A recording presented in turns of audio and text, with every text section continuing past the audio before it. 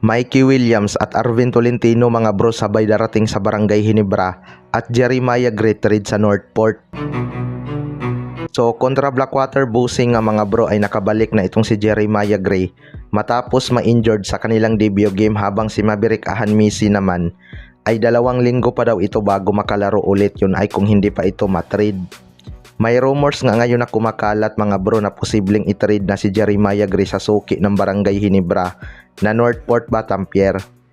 Well, para sa akin mga bro, hindi na talaga malabong itrade ng Barangay Ginebra itong si Jeremiah Gray dahil nagiging injury prone na nga ito at di na masyadong napapakinabangan ng Barangay Ginebra. Malaki pa naman ang expectation ng mga Ginebra fans na magiging malaking factor itong si Jeremiah Gray sa kanilang rotation. Pero mukhang kailangan talaga ng Barangay Ginebra ng healthy guard na makakatulong sa kanila. Bilang lang talaga sa daliri mga bro kung ilang beses lang nakapaglaro itong si Jeremiah Gray simula makuha siya ng Barangay Ginebra dahil lagi nga siyang tinatamaan ng injury. Magaling sa magaling itong si Jeremiah Gray, walang duda mga bro. Sinira lang talaga ng injury ang kanyang laro. Napaka-athletic nga nito noon at ini-expect pa ng mga fans na magiging halimaw ang tandem nilang dalawa ni Jamie Malonzo. Nagpakita na nga sila ng magandang doo noon laban sa Bay Area Dragons. Kaso hindi na nga naulit simula ng madapuan ng injury itong si Jeremiah Gray at parang hindi na kaya ng kanyang tuhod. Sa kabilang banda naman mga bro, Mikey Williams at Arvin Tolentino sabay darating sa Barangay Ginebra. Ito ngang si Mikey Williams ang isa sa mga pinakamatunog na magbabalik PBA mga bro matapos itong magparamdam.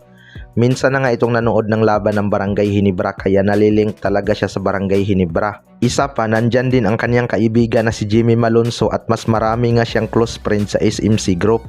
Kaso hawak pa nga ng TNT ang kanyang rights.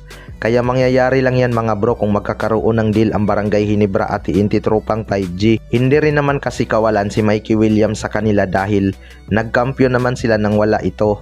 Kaya malaki ang chance na papayag din ang TNT. Sunod naman ay si Arvin Tolentino.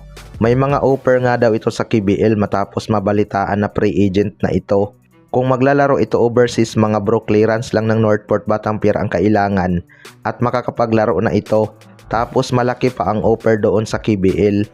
Kaso hindi nga lang magiging secure ang kanyang basketball career doon dahil kapag na-injured ka doon siguradong itatapon ka lang ng team gaya ng nangyari kay Renz Abando. Bata pa naman itong si Arvin Tolentino at kaya niya namang kitain sa Barangay Ginebra ang offer ng KBL sa kanya. Alam naman nating galante itong SMC sa kanilang mga player, lalo na kapag nagkampiyon. Pero may usap-usapan nga na baka sabay darating sa Barangay Ginebra sina Mikey Williams at Arvin Tolentino. Kaya abangan na lang natin. Kayo mga bro, ano masasabi nyo tungkol dito?